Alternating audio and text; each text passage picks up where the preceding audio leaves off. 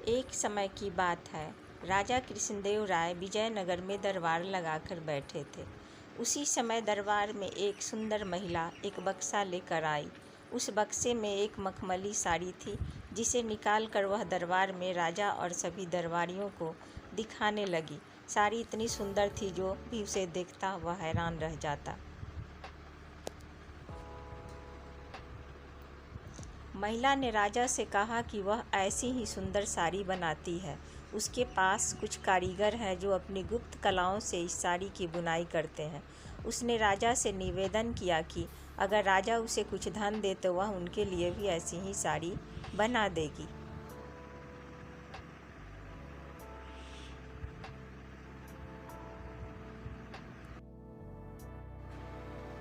राजा कृष्णदेव राय ने महिला की बात मान ली और उसे धन दे दिया। महिला ने साड़ी तैयार करने के लिए 1 साल का समय मांगा।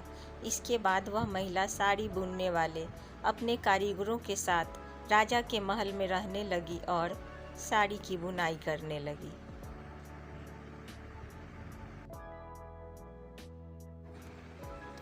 इस दौरान उस महिला व कारीगरों के खाने पीने से लेकर तमाम खर्चे राजमहल ही उठाता था। इसी तरह 1 साल का समय निकल गया। फिर राजा ने अपने मंत्रियों को उस साड़ी को देखने के लिए उस महिला के पास भेजा। जब मंत्री कारीगर के पास गए तो यह देखकर हैरान रह गए कि वहाँ 2 कारीगर बिना किसी धागे या कपड़े के कुछ बुन रहे थे। महिला ने बताया कि उसके कारीगर राजा के लिए साड़ी बुन रहे हैं, लेकिन मंत्रियों ने बताया कि उन्हें कोई साड़ी दिखाई नहीं दे रही है। इस पर उस महिला ने कहा कि यह साड़ी सिर्फ वही लोग देख सकते हैं जिनका मन साफ हो और जीवन में उन्होंने कोई पाप न किया हो। महिला की यह बात सुनकर राजा के मंत्री परेशान हो गए। उन्होंने बहाना बनाते हुए उस महिला से कहा कि उन्होंने वह साड़ी देख ली है और वो वहाँ से चले गए। राजा के पास वापस आकर उन्होंने कहा कि वह साड़ी बहुत ही सुंदर है। राजा इस बात से काफ़ी खुश हुए। अगले दिन उन्होंने उस महिला को वह साड़ी लेकर दरबार में हाजिर होने का आदेश दिया।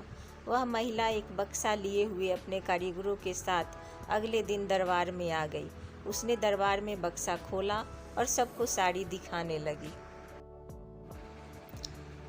दरबार में बैठे सभी लोग बहुत हैरान थे, क्योंकि राजा समेत किसी भी दरबारी को कोई साड़ी नहीं दिखाई दे रही थी। यह देखकर तेनालीराम ने राजा के कान में कहा कि उस महिला ने झूठ बोला है, वह सभी को बेवकूफ़ बना रही है। इसके बाद तेनालीराम ने उस महिला से कहा कि उन्हें या दरबार में बैठे किसी भी दरबारी को यह साड़ी दिखाई नहीं दे रही है। तेनालीराम की यह बात सुनकर महिला ने कहा कि यह साड़ी सिर्फ उसी को दिखाई देगी जिसका मन साफ होगा और उसने कोई पाप न किया हो। महिला की इस बात को सुनकर तेनालीराम के मन में एक योजना आई।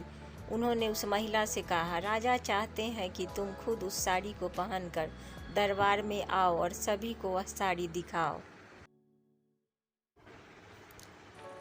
तेनालीराम की यह बात सुनकर वह महिला राजा के सामने माफ़ी मांगने लगी। उसने राजा को सब सच सच बता दिया कि उसने कोई साड़ी नहीं बनाई है, वह सबको मूर्ख बना रही थी। महिला की बात सुनकर राजा को बहुत गुस्सा आया। उन्होंने उसे जेल में डालने की सज़ा सुना दी, लेकिन जब उस महिला ने बहुत विनती की तो उन्होंने उसे छोड़ दिया और माफ़ करके उसे जाने दिया। साथ ही राजा ने तेनालीराम की चतुराई की तारीफ भी की।